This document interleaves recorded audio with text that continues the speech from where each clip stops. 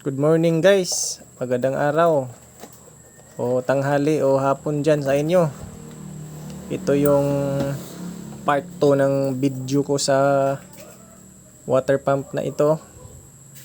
Dahil bubuksan ko ulit ito dahil hindi ako satisfied sa kanyang andar. Umaandar siya pero bago na yung bearing, tapos medyo iba talaga, maingay yung andar niya. May lagitik, may vibration. Hindi siya smooth kung umandar. So baklasin ko ulit ito para makita natin ang problema at makita natin yung shafting niya. Kasi meron ako nakita. Maluwag pa rin siya. Tingnan nyo guys. Ito. Binuksan ko ulit. Tinanggal ko ulit. Ayan, no? Kita nyo, di ba? May hulma. Ayan. Diyan nakapwesto yung bearing. So, kahit bago yung bearing, pero sinubukan ko pa rin para malaman kung aandar pa siya. Umikot naman. Yun nga lang, maingay.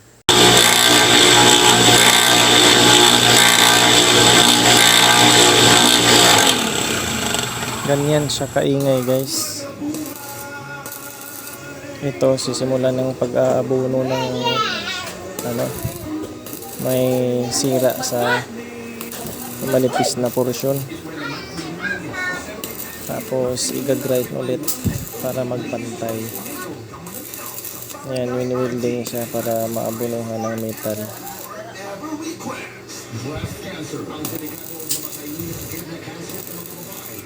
Medyo maraming proseso to guys. Ayan yung resulta. Tapos i-grind yan para mag-even yung shafting, para makapasok na yung bearing natin. Tapos mahigpit na siya. Wala nang play o wala nang luluwag. Ayan guys, malapit na. Kunting grind na lang para magpantay. Ito talaga yung pinaka problema niya eh. Kaya maingay siya. Di ba narinig nyo yung pag-ikot nga? Ang ingay naman. Dapat talaga gawa natin ng paraan. Ito na guys. Napasok na yung bagong paggawa natin. Yung bearing natin hindi na maalog oh. Shoot na talaga siya sa tamang higpit.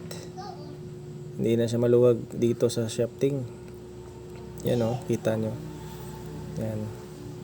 Yan yung sinasabi ko guys, na yung bearing hindi talaga siya alog. Itong sa kabila walang problema to eh. Yan guys.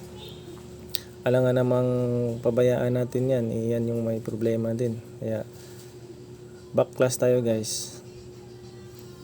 Ito na yun. Siyempre nagbayad yung may-ari nito ng gumasto sila, kaya gagawin din natin ng paraan para mag-okay lang yung unit.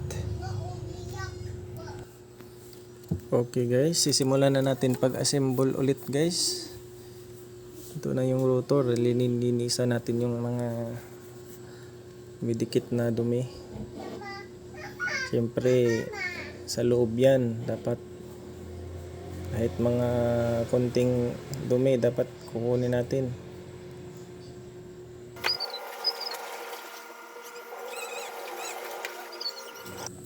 Ayan, nasalpak na guys yung bearing sa impeller side. At next is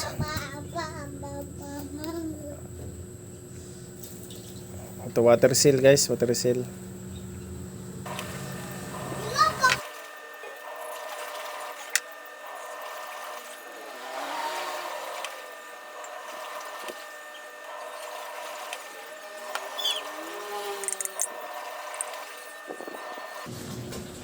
Ayan guys, pagkatapos ng water seal, isusunod natin yung impeller guys.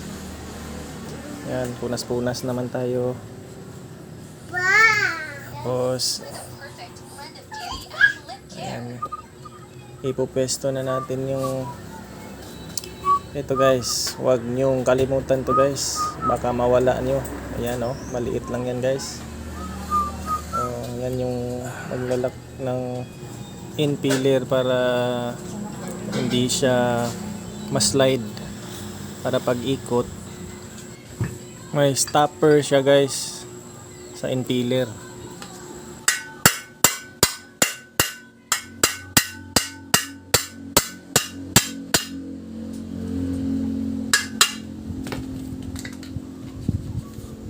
Hinay-hinay lang sa pagpukpok para di ma-damage, at saka kung pwede lagyan natin ng damit o rubber para pagpukpok di masira yung metal.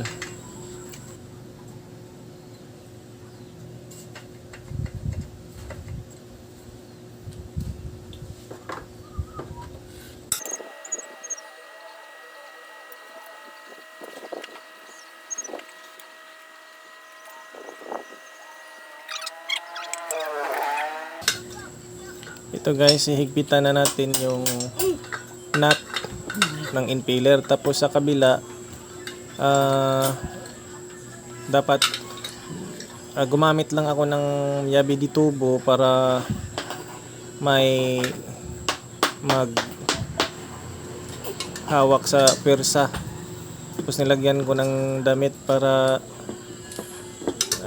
hindi naman ma-damage yung kabilang dulo ng shafting. Siyempre yan baka mapungil na naman.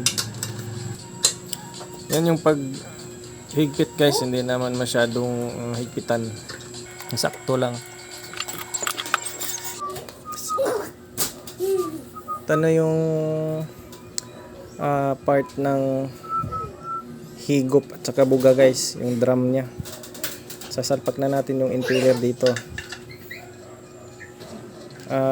Tips lang guys, pagtanggal ko dito, nilagyan ko talaga ng marker para sa pag-assemble ulit di tayo, tinuturo ko, di tayo malito kung ano yung posisyon. Yan, kasi alam natin kung saan siya ipipesto talaga guys. So di tayo magkakaproblema ba sa pagbalik. Yun lang guys, tips. Siyempre, para yung trabaho natin madali lang.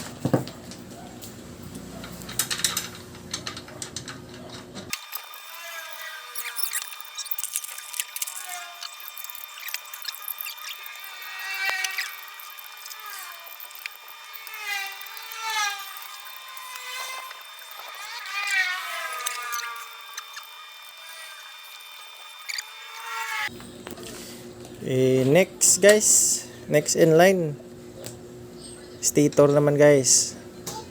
Ito, punas-punas na naman tayo guys dito sa ilalim kasi medyo maitim to.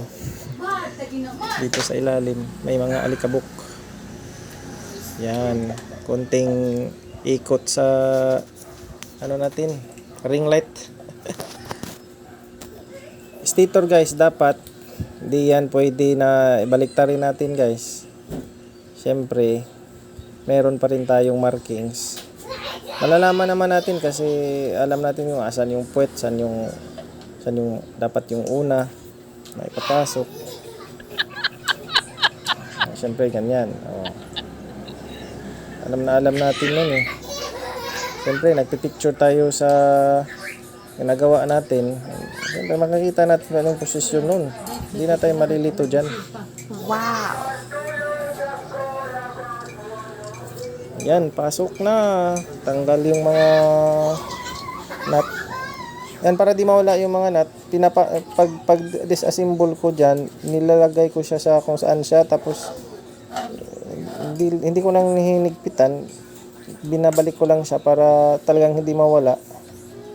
Para kung ibabalik nyo na, nandun lang siya, hindi siya mawala. O diba, tips pa rin dun guys. Wow! Fast forward tayo guys ha.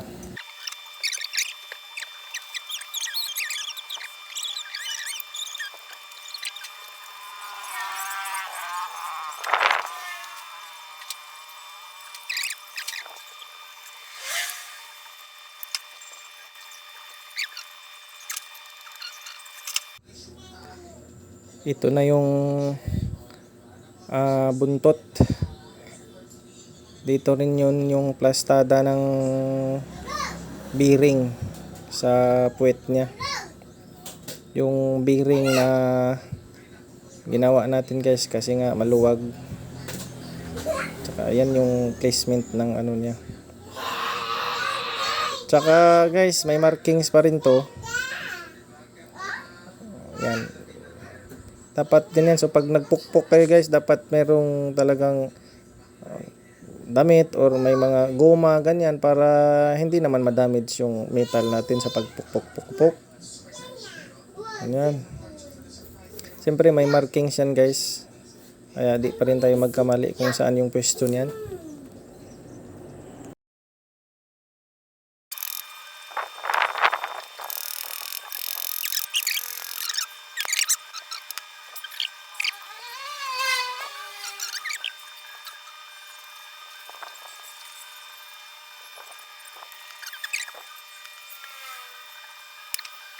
Mag-testing tayo guys at pakinggan natin kung maingay pa ba siya o hindi na.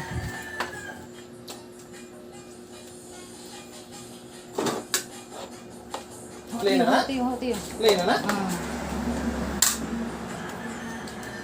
Wait. Okay, malagi.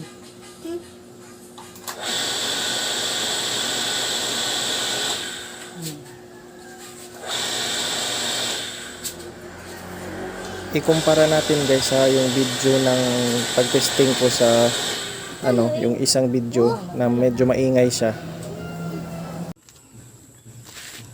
Okay.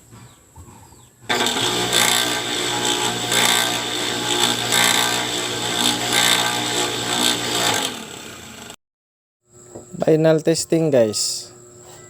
Na pakinggan natin ang kaibahan. Anong resulta?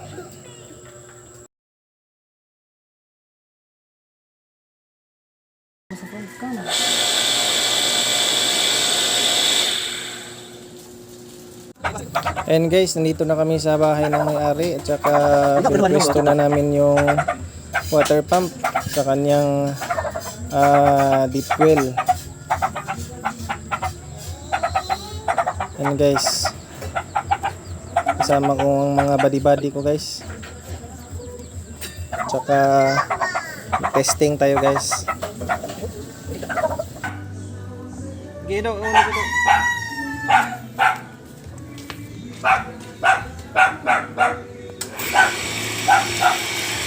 Sagap. Updo. Updo. Updo.